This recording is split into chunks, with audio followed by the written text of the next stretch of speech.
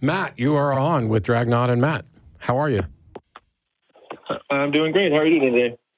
I'm exceptional.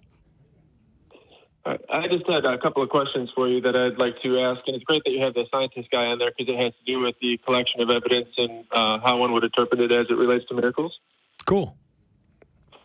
Okay, so I've heard you say before in debates that if one was to want to posit a miracle as an explanation for something that took place in the distant past, that they would have to see miracles happening now. Would you agree with that? Or that they would have to be demonstrable? No, I don't think you would have to see a miracle now in order to confirm a miracle in the past. My answer is okay. I have no idea how one would go about confirming a miracle either in the past or now, but certainly it's more difficult if you're trying to analyze a miracle claim from long in the past. Okay. And would you say that, if miracles did happen on a very regular basis now and were repeatable scientifically and things of that nature, from a science perspective, would a scientist see something that is, supposedly an anomaly in science, and they were to see that it's repeatable, would they then determine that if they couldn't explain it, that it was a miracle, or would they just call it an unexplainable natural phenomenon? If there is a phenomenon that is happening that is inexplicable, right, that we can investigate, then I hate to break it to you, it's not supernatural. So calling it a miracle. You would agree that. Well, the big thing. So there were a couple confusing things in there because it sounded like you said something that was refuted by science. Is that what you said? Or no, repeatable. Repeatable Science. So we have we have do tests on it. I'm trying to understand. You're talking about a phenomenon that is occurring that's repeatable.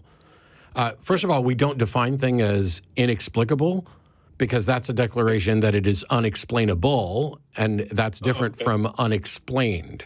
And so when we observe something and we don't currently have an explanation for it, we keep going until we get an explanation. And at no point does our absence of an explanation mean that we get to say, that's a miracle.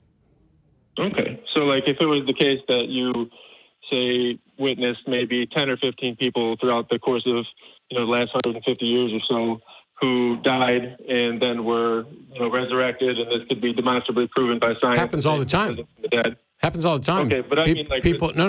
After a public execution. Okay. Somebody's beheaded. Yeah. So we behead somebody, and then 3 days later they're up and walking around, and we've had them under we've had them under proper test conditions where we're observing them the entire time. Yeah, that'd be really incredible. Do you have anything remotely like that? No, but my question is, if that was the case, would a scientist then say, "Oh, well, we're going to call this a miracle"? Or No. So hang on. Let's get off the miracle label, because that's irrelevant. What would happen is a scientist would say, "Hey, we have a dozen accounts now that are well documented of someone having their head lopped off and then getting up and walking around 3 days. Do we have an explanation for that? No." And until you have an explanation, you don't get to claim what the explanation is. And that goes not only for the scientists who are exploring it, but for the non-scientists who want to claim that it's supernatural. Because supernatural is something that you need to demonstrate. It would not be ever called a miracle then, right? You would just say... Somebody would call it a miracle. What difference does it make? Somebody's going to call it a miracle now. What difference does it make if they call it a miracle? What we're talking about here is, can you demonstrate supernatural causation or not? And the answer would be no from your perspective, I assume. Is that correct? Has anybody ever demonstrated a mechanism by which we can confirm supernatural causation? No, of course not. I mean, I also don't think that it's then we're stuck. There you go. Yeah. I'm not saying, here's the thing. I'm not saying that that's the case forever. Maybe tomorrow somebody will come up with a way to demonstrate that the supernatural is real and show how it can interact with reality and how we can test for that and confirm it. But until that happens, we're stuck. Now, as that relates to the situation with Jesus and the resurrection and all that, I'm a Christian, so I assume you probably knew I was going there. But I mean, if that was the case. But let me ask you, do you disagree with the conclusion that I reached right there, that until we are able... Okay. I mean, I would feel comfortable positing a supernatural explanation if the person who died and rose again was like, okay, I'm going to die and rise again, and then they did it, and they said God is the mechanism by which this took place, I would actually feel, comfortable taking their word for it. But see, that's actually a huge mistake, because if I told you that I could levitate in front of you, and then I did it, and then I told you the reason I was able to levitate is because I am in fact God, and you're comfortable just accepting that, you would turn out to be wrong. Not levitation. I mean, if you were like demonstrably dead, though, like if I witnessed you be killed in a public execution, okay, sure, then risen from the dead, that'd be a little bit different. Would you agree? It would be different, but I wouldn't necessarily accept their claim about it, because that's not confirmation. That's still just a claim. The question I have, though, is you're a Christian, and so, yes, and so on some level, you are accepting a claim that somebody died, resurrected, and gave credit to God when you don't have any evidence that any of that actually happened. Oh, well, no, I wouldn't say that there's no evidence that it happened. I mean, there's numerous, like witnesses that testified to it. No, we have no witnesses that account to it. Like, so Paul is not a witness to the resurrection? Of course not. Paul didn't know anything about Jesus until after Jesus was already dead. So if a being, right, just like appeared in the sky, right, and blinded you, okay, if that was the case, hypothetically, and then this being communicated with you and said, I'm Jesus, I'm risen from the dead, all these things, you'd be like, no, I don't believe you. No. See, this is the thing that you're missing out on. If that happened to me, if some being appeared to me, then I might maybe have good reason to believe it, but nobody else would, because revelation is necessarily first person according by Hume, and to everybody else it's hearsay. But you're not just going on secondhand accounts. You're accepting a story for which you can verify none of the details, including whether or not the person who's relating the story, you even have an accurate description from them of their account. Would you only be willing to believe a miracle, like on the testimony of another, if the person was alive, or would you be willing to accept? I wouldn't believe a miracle on testimony. I wouldn't believe a miracle on testimony. I would believe that somebody is... You would have to see it yourself. Can I finish? Oh, yeah, sure. Absolutely. I would believe that someone is accurately trying to tell me what happened, but that doesn't mean I should believe their explanation for what happened. And that's a first-hand account. Do you believe people are being abducted by aliens? No. Okay, but you realize that there are people you can talk to right now who will tell you their alien abduction story. That's not supernatural. Yeah. It's not a miracle, and yet you're willing to discount their personal testimony, and yet you will accept a copy of a translation of a copy from somebody who you don't know, can't investigate at all. You're willing to accept that that is sufficient evidence of a risen person. Do you believe some news stories and not other news stories? I asked you a question. Every news story. I'm perfectly comfortable with it because I have spent a lot of time actually studying. Your turn, because I have no interest in speaking with somebody who's perfectly comfortable with dismissing, shut up, I'm talking, with dismissing some firsthand accounts that are not particularly extraordinary or less extraordinary and accepting. I wouldn't necessarily discount all of them. Okay, so never mind. Your issue here is that you're relying on personal anecdotes. Do you see that? Well, I mean, it would be personal anecdotes from several different people. That's fine. So multiple sources. Do multiple anecdotes equal empirical evidence? How does that work? No, of course not. No, okay. I don't think you can prove a miracle in the same way you can prove science. Okay, I think it's ridiculous to suggest that one could. Now, you would admit that empirical evidence would trump anecdotal evidence, correct? Well, of course. Yeah, I mean, it'd be better evidence, but it doesn't mean that the other thing didn't happen. Okay, so while I agree that some anecdotes can actually be true, it can actually reflect reality, but that's contingent, right, based on what we see in reality. Have you actually seen someone be resurrected, like actually be beheaded? Personally, have you? No, of course not. Okay, so then... But I think that if it was the case that it happened enough times throughout history where everybody got to see it, it would be so commonplace that it wouldn't really be accepted as that is a load of bullshit. That is absolutely a load of bullshit. Because even if it becomes so commonplace that it's no longer extraordinary, like if people were being killed and resurrected daily, that fundamentally does not mean that it would be dismissed in the case of the resurrection that you prefer. This isn't Jesus' resurrection would remain unique if it happened on a regular basis. Okay, so now you think it's unique, And no, I'm asking. I believe it is unique. I think Jesus is the only person who's actually experienced the true resurrection in the way it's described in the Gospels. Really? So you're dismissing when Jesus raised Lazarus from the dead, and you're dismissing the dead when the dead rose on Jerusalem when the curtain was torn? He died after. Yeah, no, I mean, Lazarus died after, and everybody else. After what?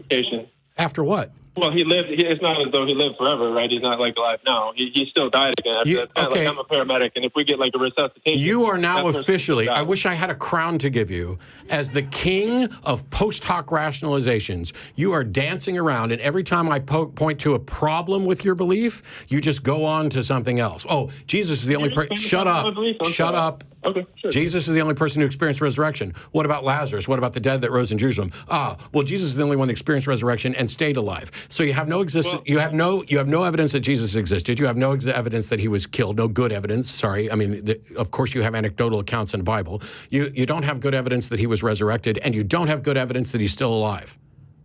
Well, I mean, you'd have to kind of define good evidence because, like, what kind of... We literally did that earlier. Yeah. We literally been there, done that. Basically, the evidence that you're presenting is shit. Well, according to you, but my question... According to reasonable standards of evidence. And also, by the way, according to you, because you don't believe people's testimonial accounts that they're being abducted by aliens. You are creating a special case scenario where you are accepting testimonial accounts that aren't firsthand, that you can't verify, for something that is more extraordinary than the claim that people are being abducted by aliens. You are the one with flawed standards of evidence, and this is obvious and demonstrable. Well, if it was, just out of curiosity, if it was the case, right, that somebody was being abducted by an alien, right, and I didn't witness it myself, it's not that I would automatically discount their testimony. I would have to see how did it affect their lives, what kind of corroborating evidence do they have, how many witnesses really were there, and are these witnesses consistent with what I should expect? Have you bothered to look? About the alien account, or in terms of the resurrection? About the alien abductions. Have you bothered to investigate them? No. And yet you don't believe them. And yet you don't believe them, and you're willing to dismiss them. Out of hand. I mean, I just haven't looked at it. If you presented one that had the same... I'm not here to try to convince you of this, because I don't believe they've been abducted by aliens. I don't believe they've been abducted by aliens either. See, one of us has good standards of evidence, and so is not believing these extraordinary claims. The other one has shitty standards of evidence, and so you're dismissing some extraordinary claims and believing more extraordinary claims. Well, I'm not dismissing them. I'd have to take it on a claim-by-claim basis. So, just like you believe some news stories are not other news stories, I'd have to take it on a claim-by-claim basis. These aren't news stories. I know, but I'm just saying, in the same way that you would verify a certain news story and disbelieve it, or verify a news story and believe it. Yeah, how do we verify the resurrection account? Well, the resurrection account would be on eyewitness testimony. You have no eyewitness testimony. Yeah, there are no eyewitness accounts of eyewitness accounts of the resurrection. Paul is not. So Paul and James. Paul is not an eyewitness to the resurrection. He claims to have witnessed the risen Jesus after after he was dead. Yeah, he's not a witness to the resurrection. Not a witness to the resurrection? Correct. How can somebody witness Jesus alive after he was dead but not be a witness to the resurrection? That's a lie. First of all, he didn't witness a bodily Jesus after the resurrection.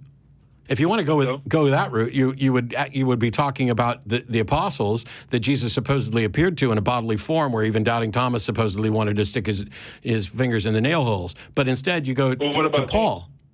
What about what? James, the Lord's brother. Okay, I have a story in a book that references that. I have no evidence beyond the story. How much evidence would you expect beyond the story than what we have? How much would I expect? Okay, that's a really good question. Because if there was a God who came down and took human form and sacrificed himself to serve as a loophole so that to save everybody, and expected people to accept this on good standards of evidence, then we wouldn't have anonymous hearsay accounts with no ability to verify it. That God should be smart enough to make sure that there is solid evidence to confirm the accounts, so that I can't poke holes in your thing the same way I poke holes in flat earthers and anti-vaxxers and other garbage beliefs. So just out of curiosity, as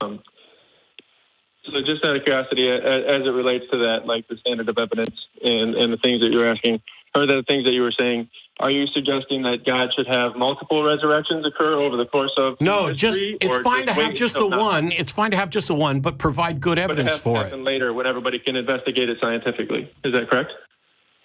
Wow. I'm asking an honest question because I want to know. I mean, I don't want to. I answered your question, but I'm going to let Drag do it. So the issue here, I think it's maybe a better question. What would disabuse you of this belief? Hypothetically. If you could find, I guess it would take, I don't know, maybe like a hostile account saying that they actually witnessed Jesus not having died, like actually themselves, like a first-hand or second-hand, account that was. Wait, so you're saying a report that somebody didn't die? No, but I'm just saying in this situation, right, where they could demonstrably prove, it's something from the distant past, though. It's not really the same as something that can be investigated scientifically now. So what I'm trying to understand is, if you were to believe that a resurrection happened, it would have to happen now, and it would have to happen. No. Stop, Matt. I did not. You keep stop and shut the fuck up for a second. When I say stop, just stop. You keep trying. I swear to God, you interrupt me one more time, and I'm going to hang up. You keep saying things like, you would expect it to need to happen now. And I've said no to that repeatedly. What Drag is asking you right now is, here we have an account, a biblical account, of a man who supposedly died and supposedly was resurrected. And you're accepting that account at face value, and he wants to know what would make you no longer accept that. And you come back with, oh, so you would expect it to happen now. No, give me, bye. Jesus. Give me the evidence for the account. And then to answer Drag's question, it would be, what would change your mind? What would convince you that you shouldn't believe this? Right. Because everything we've tried has failed. When we say, okay, do you believe in alien abductions? No. But they're more plausible, and by your own standards, the resurrection of Jesus is unique. Right. Alien abduction stories are not unique. So they don't require anything necessarily supernatural. By definition, they are vastly more probable or likely.